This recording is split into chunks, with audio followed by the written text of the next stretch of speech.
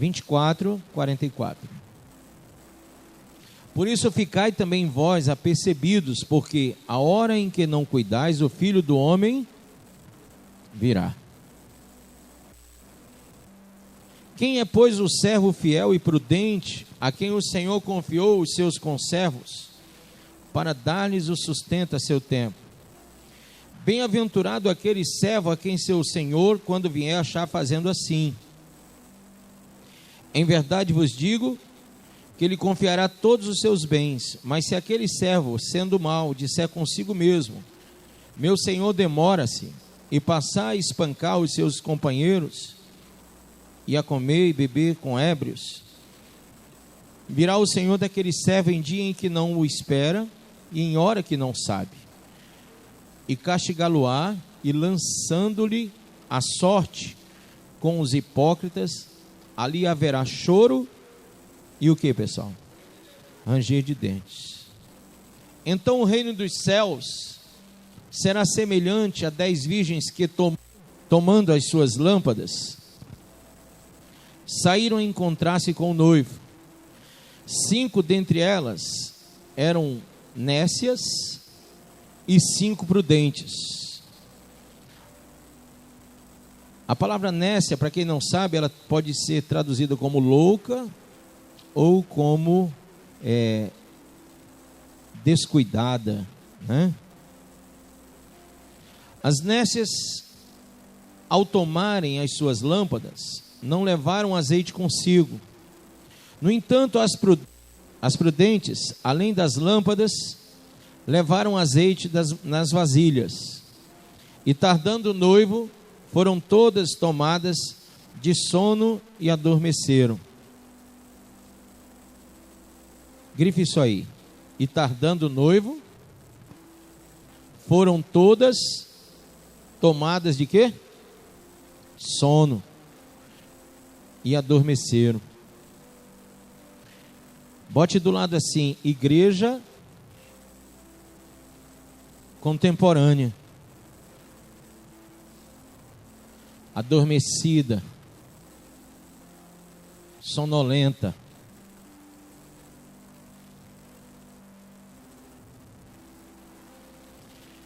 Geralmente isso acontece porque as pessoas acham que vai demorar. Então, se vai demorar, eu posso fazer o que eu quiser, quando eu quiser, como eu quiser, do jeito que eu quiser, porque vai demorar. Então nós estamos vivendo um período que a igreja está adormecida, porque todos acreditam que vai demorar. Entende? Aí diz: mas à meia-noite ouviu-se um grito: eis o noivo sair ao encontro. Se vocês não sabem, está cortando, irmão, acho que é aí, né? Não, a antena? Dá uma olhadinha. Se vocês não sabem, a meio-dia é considerado o dia perfeito, e meia-noite o contrário disso. Entende? É um momento de imperfeição, é o momento de maior imperfeição. Se você considerar que meio-dia é chamado dia perfeito, então meia-noite, consequentemente, a gente entende que é o momento de maior imperfeição. E este é o momento onde a igreja, onde o corpo de Cristo tem sido mais imperfeito em toda a história da raça humana. E quando eu falo isso, você pode pensar assim: mas por quê? Porque entendo tudo, não temos nada. Dizes que tem tudo, mas não tem nada. Laodiceano o evangelho. Uma igreja que tem tudo para ser uma grande igreja, mas não tem nada. Não é a grande igreja. Não é o que deveria ser.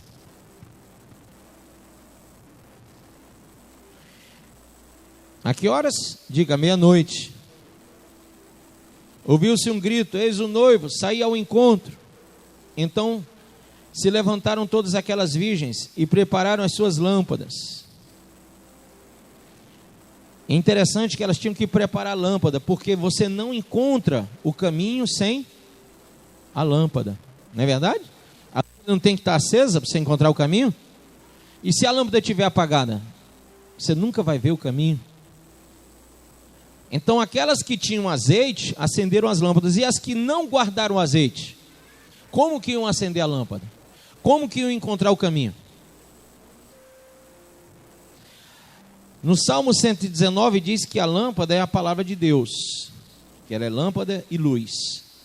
Mas o azeite é a presença do Espírito Santo.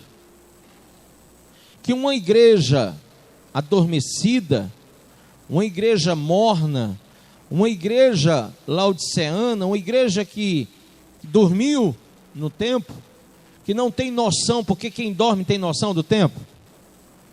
Você vai dormir agora, quando você acorda já é de manhã. Você tem noção do que se passou?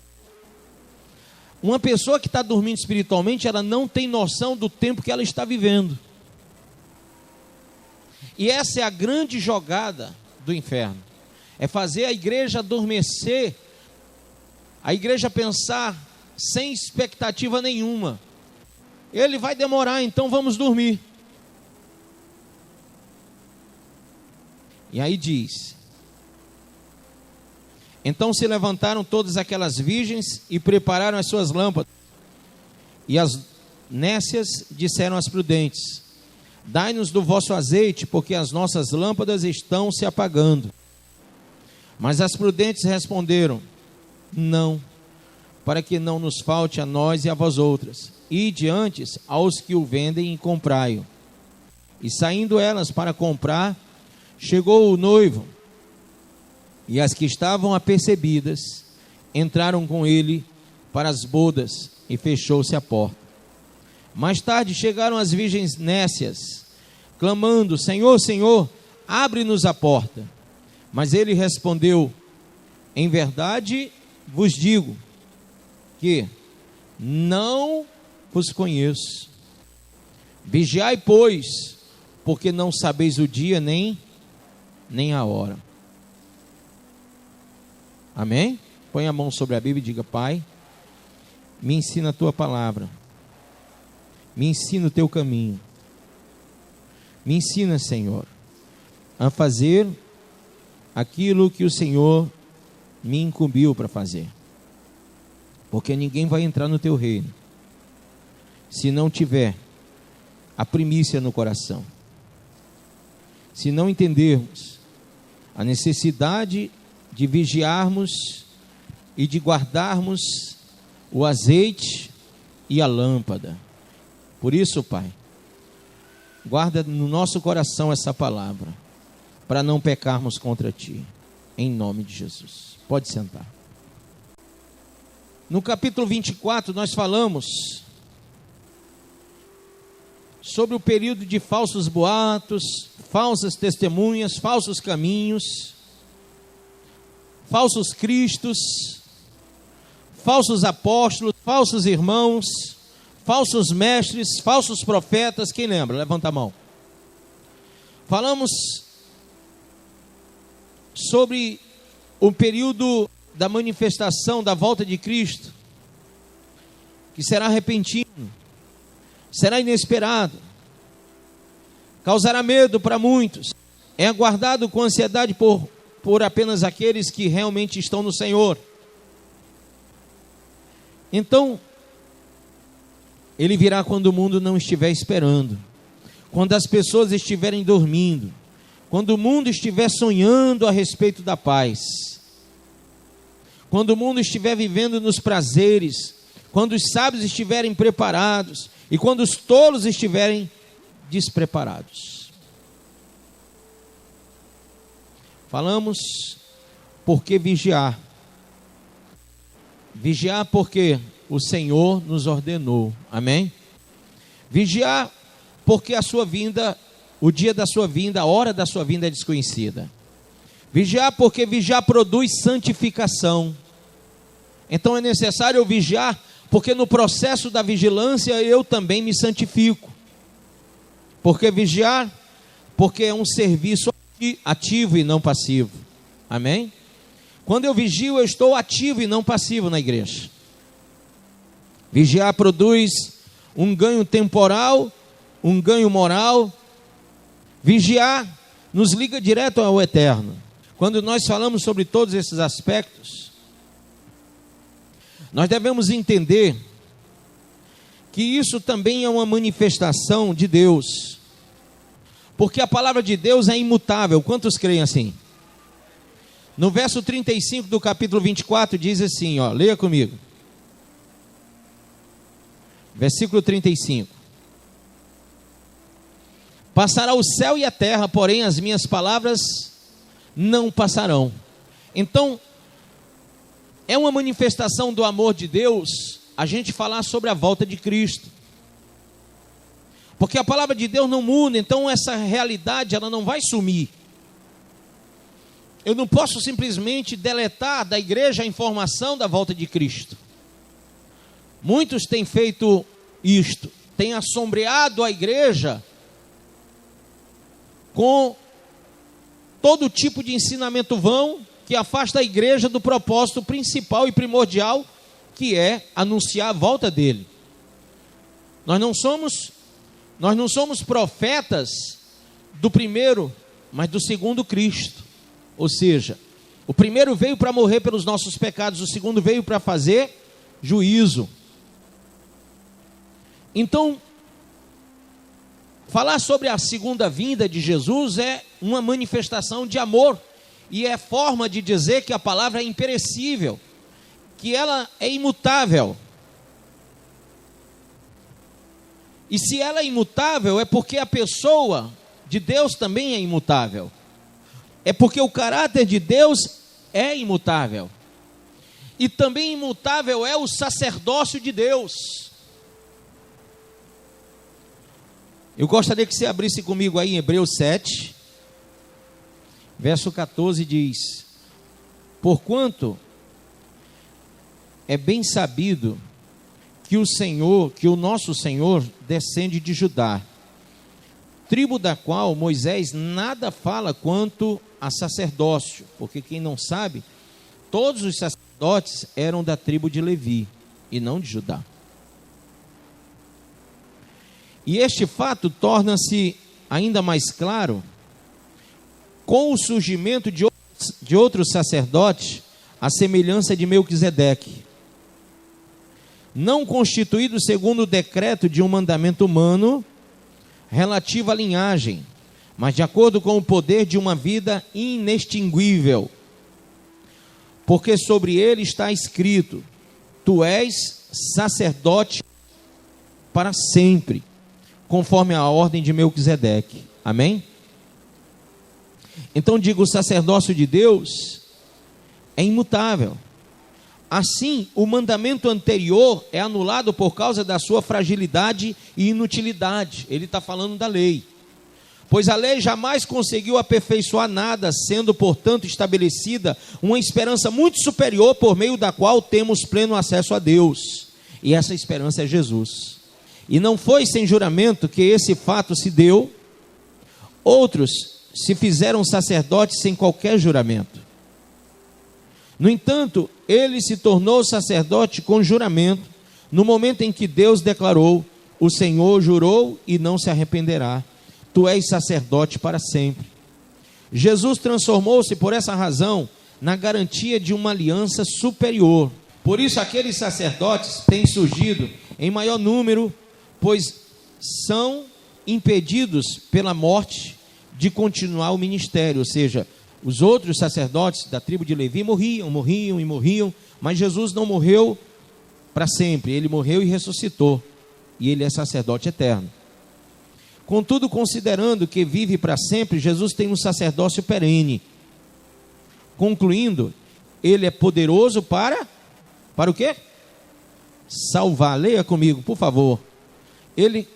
Concluindo, ele é poderoso para salvar. De que forma? Definitivamente aqueles que por intermédio dele achegam-se a Deus, pois vive sempre para interceder por eles. Amém? Então, irmãos, como eu estava dizendo, esse sacerdócio é eterno, e foi esse sacerdote que nos mandou vigiar. Será que, enquanto aos sacerdotes da terra eles estão, que são homens passageiros, eles estão assombreando o Evangelho, estão falando de coisas que nada tem a ver com a volta de Cristo. Será que é assombroso para a igreja que eu, representando o sacerdote eterno, fale da sua volta? Por que a igreja tem como temática dura, assombrosa, a volta de Jesus? Eu acho que deveríamos então lembrar do que o próprio Jesus falou, que só tem medo de uma autoridade aquele que faz o que é errado. Quando a autoridade se aproxima, se você está errado em alguma coisa, você tem medo, né? Vem um carro de polícia, você sabe que está devendo, você fica com medo, ou não? Mas se vem um carro de polícia e você não deve nada a ninguém, por que temer? Aquela autoridade, aquela pessoa lá que representa a autoridade, ela nada mais é do que um benefício para você naquele momento. Ela nada mais significa do que a manifestação de uma autoridade que está a seu serviço. Mas se vocês tiverem algo errado, então aquela autoridade vai vir com juízo sobre a sua vida, com justiça sobre a sua vida. Então, às vezes o cara está lá com o nome sujo, né? Está lá, matou não sei quem, não está indo assinar mais, não está mais fazendo o que tem que fazer conforme a lei, está no horário que não pode, no meio da rua, passa um carro de polícia e ele fica com medo, porque se o cara consultar o nome dele, ele vai ser levado preso. E a autoridade está errada? Não, está cumprindo a lei, tem que levar, tem que prender. Por quê? Porque aquela pessoa está em desacordo com a lei. Agora vamos para Deus. Quando nós falamos sobre a lei passada, ela já não tem vigor nenhum sobre nós. Mas quando falamos sobre a volta de Cristo e a sã doutrina, ela tem todo o efeito sobre nós. E é interessante que quando a sã doutrina não se cumpre na vida do homem, quando nós somos tão imperfeitos, tão inoperantes, tão evasivos, tão frios, tão adormecidos, que não cumprimos o que nos foi ordenado na sã doutrina, quando alguém fala sobre a volta de Jesus, há de se ter um medo, há de se ter um receio, há de se ter um pânico, há de se ter um pavor, uma total ojeriza. Mas sabe, irmão, eu sinto, apesar do temor no meu coração em cada segundo, mas eu sinto alegria de falar da volta de Jesus, porque quando eu falo da volta de Jesus, eu falo da volta para o lar.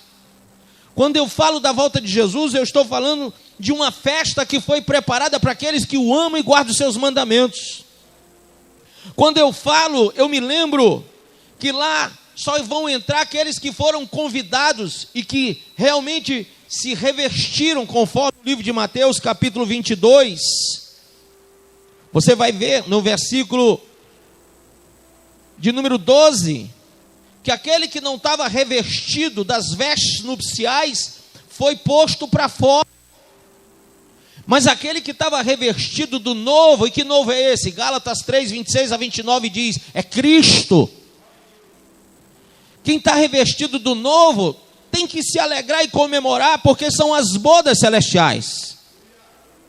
Em Mateus 25, 10, você viu aí, e saindo elas para comprar, chegou o noivo, e as que estavam apercebidas entraram com ele para as bodas, e fechou-se a porta. Se a porta fechou, é porque estava aberta. A porta está aberta, irmão, mas um dia ela vai se fechar para você.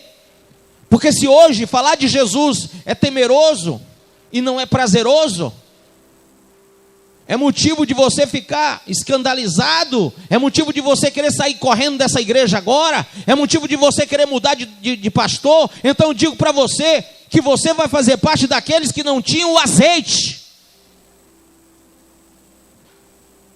Engraçado que tinham lâmpada, tinham Bíblia, até tinham palavra, mas não tinham o espírito da palavra. E a Bíblia diz que a letra mata, mas o Espírito é que vivifica.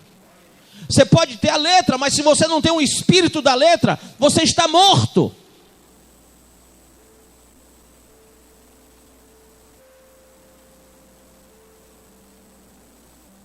E aí? Enquanto alguns estão chegando no meio-dia, você está chegando à meia-noite. Enquanto uns estão buscando a perfeição, o dia mais perfeito, você está buscando o momento mais imperfeito. Todas as horas, as tuas atitudes te levam para os momentos de maiores imperfeição. E aí? Causa pânico.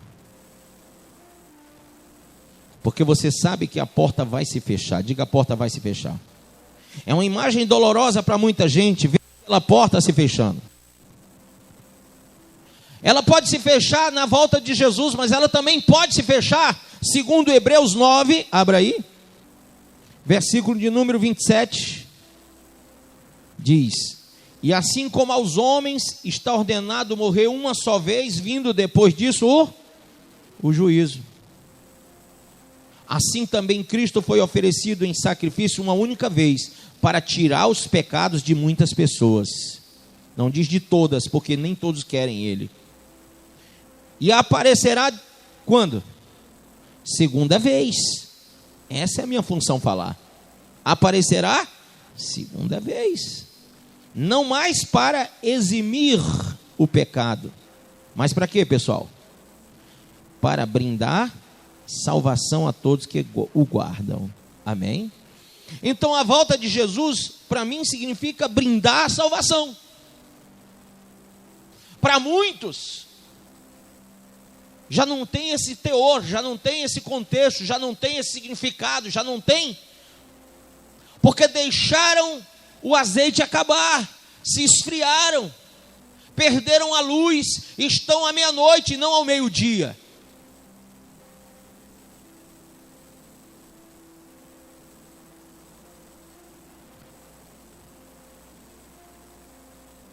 É chocante quando você lê sobre Noé e o momento em que a porta da arca se fechou. Abra em Gênesis 7, verso de número 16. Os animais que entraram eram um macho e uma fêmea, de tudo que considerado ser vivo. Amém ou não? Aí diz que era o quê? Macho e uma fêmea. Um macho e uma fêmea. Diga de novo. Mas aí diz aí alguma coisa diferente disso? Bom, tem um terceiro sexo aí na história?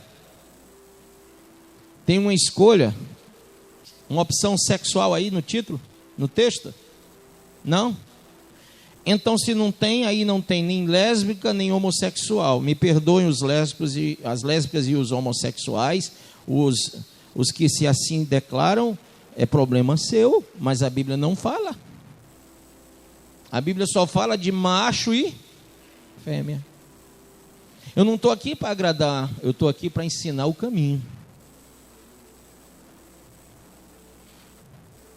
Aí às vezes vem alguém que tem uma opção sexual dessa doida aí e diz assim: o senhor não está me respeitando, isso é homofobia. O problema é seu se achar que é. A Bíblia é homofóbica então. Porque aqui fala macho e fêmea. Então rasga a Bíblia. Presta atenção. Os animais que entraram eram um macho e uma fêmea, de tudo o que é considerado ser vivo, tudo, inclusive os homens, de acordo com o que Deus ordenara a Noé. Então Noé fechou a porta por fora. Foi assim? Não. Até porque para ele fechar por fora, ele tinha que ter ficado do lado de fora. Quem fechou a porta por fora? Deus. Está vendo? Quem vai fechar a porta? Deus. Quem é a porta? Jesus. Jesus, ele simplesmente, Deus deu a oportunidade chamada porta aberta. Jesus, a porta está aberta. Não é essas portas que botam nas igrejas aí para o povo passar embaixo, para dizer que está tirando a mandinga, que está tirando a macumba, nada disso. Ele é a porta para a salvação. Essa porta aberta nos vai ser tirada. Por quê? Porque Jesus virá buscar a igreja e depois vai subir. Quem entendeu isso? Então ele diz: então o Senhor fechou a porta por fora. Irmão, Deus a qualquer momento vai fechar a porta. E quando ele fecha a porta é hora de morte. Durante 40 dias, o versículo 17 fala, permaneceu o dilúvio sobre a terra, cessaram as águas e ergueram a arca que ficou elevada acima da terra. Foram 40 dias que o dilúvio aconteceu. Não ficou um vivo naqueles 40 dias. Só quem estava dentro da arca. Então, por que o senhor está dizendo isso? Pelo simples fato do que diz na carta de João, no livro de João, capítulo 3, versículo 36, veja aí. 34 em diante. Vamos lá, 3, 34 a 36, vamos lá. Posso? Pois o enviado de Deus fala o que, pessoal? Quem é enviado de Deus fala o que? As palavras de Deus. Porque Deus não dá o Espírito com limitações. Então quem é enviado por Deus fala as palavras de Deus, sem limitação. O Pai ama o Filho e todas as coisas entregou em suas mãos. Quem crê no Filho tem a vida eterna. Aquele que não crê no Filho não verá a vida, mas a ira de Deus permanece sobre ele. Amém? Entendeu isso? Viu a ira de Deus aí? Então, a porta fechada significa a perdição. A ira de Deus vai se abater sobre a raça humana. Essa porta é uma imagem de Cristo. Lá em João 10, 9 fala isso. E ela fechada é perdição. Sem essa porta, sem Jesus, estamos perdidos. Uma igreja sem o sangue de Jesus, uma igreja sem compromisso com o Calvário, uma igreja sem compromisso com a cruz, uma igreja, totalmente desvinculada do projeto salvífico de Cristo, está do lado de fora.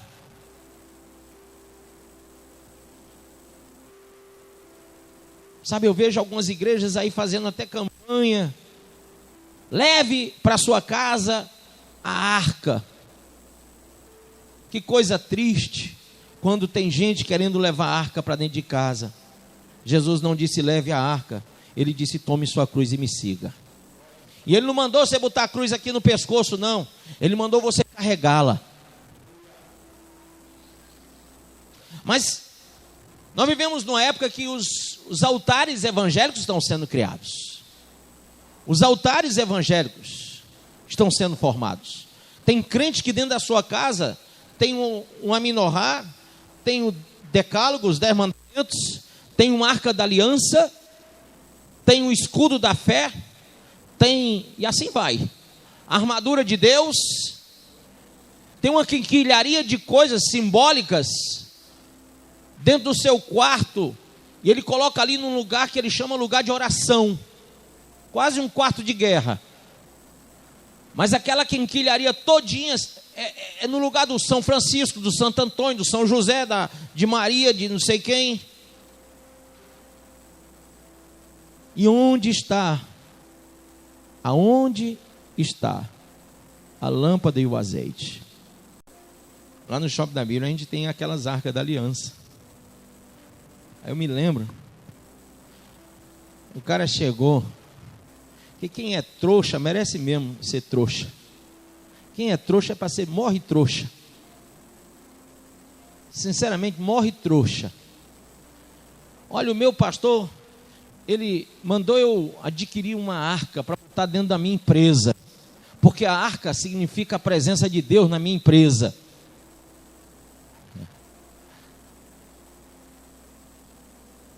Eu disse, eu não vou falar nada não. Porque aqui eu estou vendendo mesmo, né? Deixa esse trouxa gastar o dinheiro dele com besteira. Se ele conhecesse a Bíblia, ele não comprava isso. Se ele lesse Jeremias 3, ele mandava o pastor dele comer capim.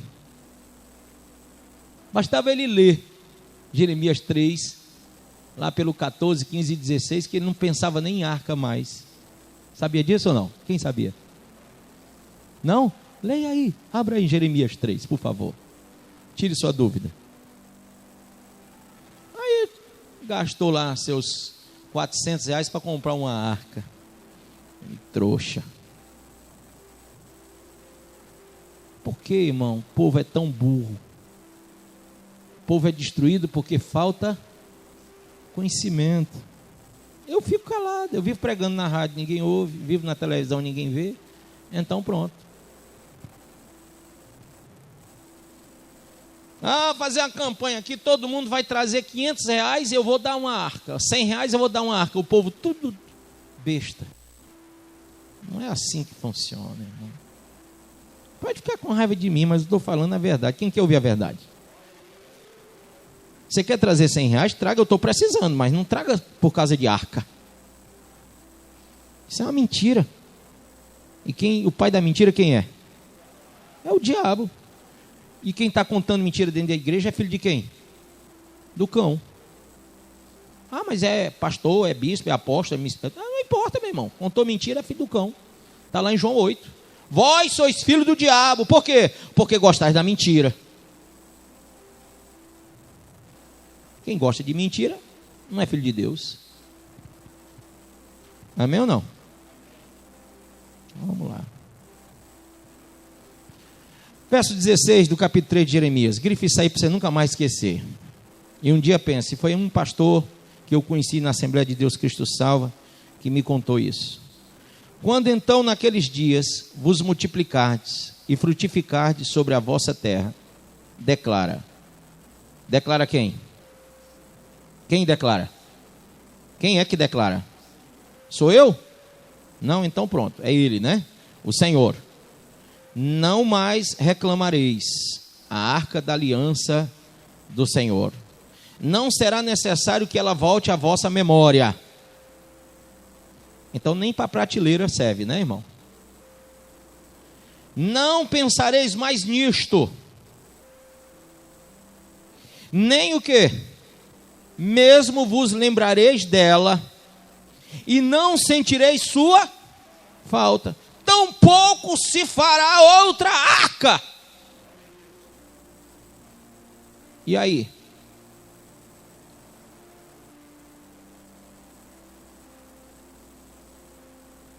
Você sabe por que eu não tenho dinheiro para pagar as contas? Porque eu não sei mentir. Aí eu fico numa liseira de dar dó. E as pessoas deviam valorizar quem fala a verdade, mas vai atrás da mentira, está assim de gente, ó, que tem de filho do cão, não é brinquedo. Que só sabem valorizar quem mente. Um bocado de gente dessa igreja foi para outras igrejas, estão lá ouvindo mentira. Prefere ouvir a mentira lá e se completar com a bênção entre aspas. Que o diabo não abençoa ninguém, ele engana. Eu consegui conquistar isso aqui, depois disso aqui, isso aqui. Os mais sinceros é que dizem, não, eu não consegui, foi nada. Mas irmão, tá ou não está escrito na sua Bíblia? Quem viu agora? Levanta a mão. Não está? Quem falou foi Deus ou eu? Deus. Eu poderia ensinar outra coisa aqui? Claro que não. Aí, irmão Jurandir, esse aqui podia estar cheio de arcazinha aqui, tudo douradinha. E eu podia dizer assim, irmão Jurandir, pegou, vou para casa, é batata, não fica uma conta lá. Aí o irmão Jurandir, lógico, hoje não, que ele está safo, ele está conhecendo a palavra aqui. Mas logo quando chegou, irmão, tem quantas aí para levar logo umas 10? Né?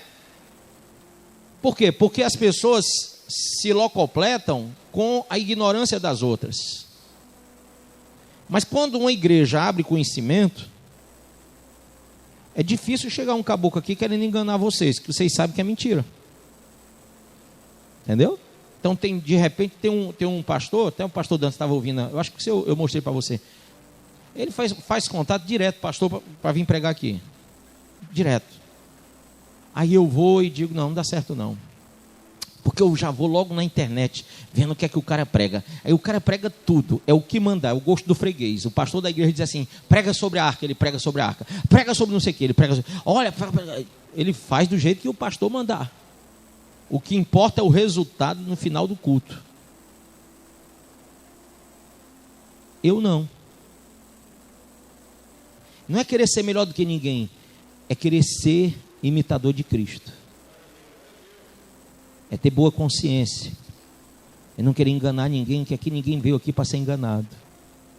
Você quer ter uma religião? Tem a que você quiser. Mas se você quer entrar no céu, entre pela palavra. E tenha certeza que sem o Espírito Santo você não entende nada. Então por isso, irmão, aqui em Mateus 25, nós estamos vendo que a porta se fechou, sim ou não? E muitos vão dizer, mas Senhor, mas a porta se fechou. Portas se abrem, portas se fecham. Todo momento na nossa vida existe o início, o meio e o fim, sim ou não? Então nós temos que estar maduros para isso. Então, a cena gloriosa é que ela esteja aberta. E por que ela está aberta? Diga assim, porque Jesus me ama. Até aqui Ele está te amando, te dando a oportunidade de você entrar pela porta. Mas vai chegar o dia, a qualquer momento, que ela vai o quê? Fechar. E não há desculpas. Hebreus 3:7 diz assim, ó. Assim como proclama quem? O Espírito Santo. Hoje, se ouvirdes a sua voz, não, verso 8, endureçais o vosso coração, como ocorreu na rebelião durante o tempo da provocação no deserto.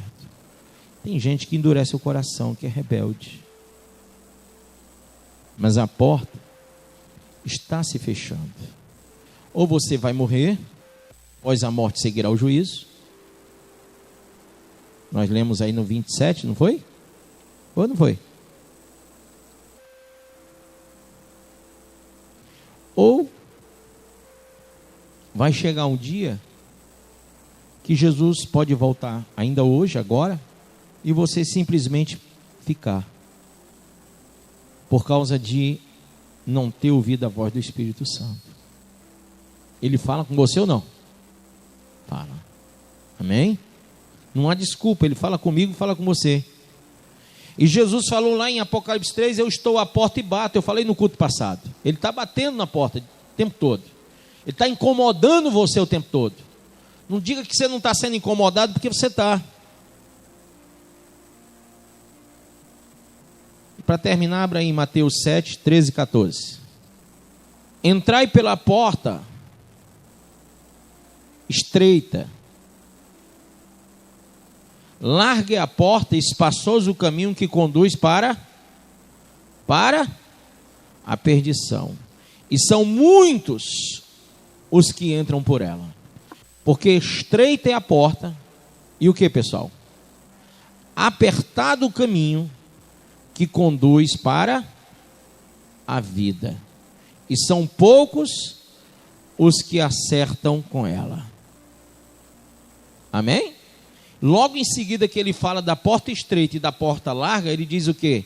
Acautelai-vos dos falsos profetas, que vos apresentam disfarçados em ovelhas, mas por dentro são o quê? Lobos roubadores. Pelos seus frutos os conhecereis. Colhem-se, porventura, uvas dos espinheiros, ou figos dos abrolhos? Assim toda árvore boa produz bons frutos, porém a árvore má produz frutos maus. Não pode a árvore boa produzir fruto mau, nem a árvore má produzir frutos bons. Toda árvore que não produz bom fruto é cortada e lançada aonde? No fogo, no inferno. Assim, pois, pelos seus frutos a conhecereis. Nem todo que me diz Senhor, Senhor, entrará no reino dos céus, mas somente aqueles que faz a vontade de meu Pai que está nos céus. Ah, Senhor, Senhor, Senhor, Senhor, mas você não faz a vontade de Deus, não vai entrar. Está aqui dizendo Senhor, Senhor, mas não faz a vontade de Deus, então não entra. Não entra.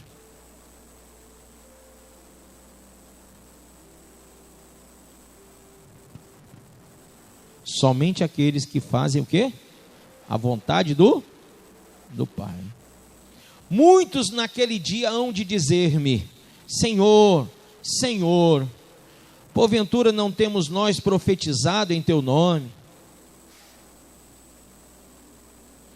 E em teu nome não expelimos demônios? Há muito crente que pensa porque o outro expulsou demônio, é super crente. E há um verdadeiro palco armado em cima das igrejas que trabalham com libertação. Essa aqui é uma que trabalha com libertação, mas não fazemos palco aqui. 90% das pessoas que são libertas nessa igreja, lá em cima, no segundo andar, no gabinete pastoral.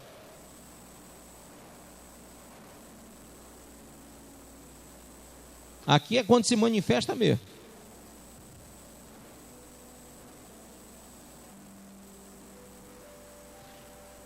E em teu nome não expelimos demônios, e em teu nome não fizemos muitos milagres? Então lhes direi explicitamente: nunca vos conheci, apartai-vos de mim os que praticais iniquidade. Amém, pô?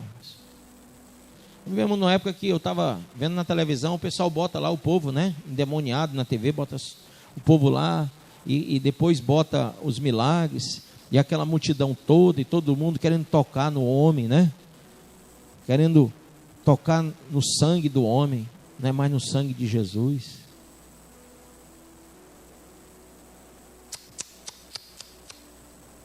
E a porta é tão estreita, poucos estão acertando o caminho, porque para acertar uma coisa bem estreita, irmã Joelma, tem que enxergar, e só enxerga com azeite e a lâmpada. Só a lâmpada apagada você não vai enxergar, tem que ter o azeite para acender, e ela é tão estreita que muita gente vai errar o caminho. O diabo tem boatado muitos caminhos que levam a Deus, até aquele pensamento, aquela máxima que diz que todo caminho leva a Deus, não é verdade? Não, é mentira. Não é todo caminho que leva a Deus. Jesus disse: eu sou o caminho. Ele não disse eu sou um, ele disse eu sou o. Artigo definido, o caminho. Não tem um caminho que leva a Deus. Se ele dissesse eu sou um caminho que leva a Deus, então Buda, Maomé, tantos outros aí seriam outros caminhos. Mas ele disse eu sou o caminho, a verdade e a vida. E ninguém vem ao Pai se não for através de mim. Amém? Fecha a sua Bíblia. Você acabou de ouvir essa poderosa ministração da palavra de Deus. Eu creio que sua vida foi abençoada. Eu quero que você ore comigo, profetizando sobre a sua vida a salvação que vem de Cristo Jesus. Ore conosco. Deus Pai, em nome de Jesus, nós te agradecemos por esta palavra. E que o Senhor possa abençoar a vida de cada um que nos viu, que nos ouviu nesse dia. Deus Pai, em nome de Jesus, que esta pessoa esteja agora entregando a sua vida, recebendo a salvação que vem do Senhor. Pois assim, Pai, nós profetizamos salvação, cura, libertação, em nome do Pai, do Filho e do Espírito Santo de Deus. Amém.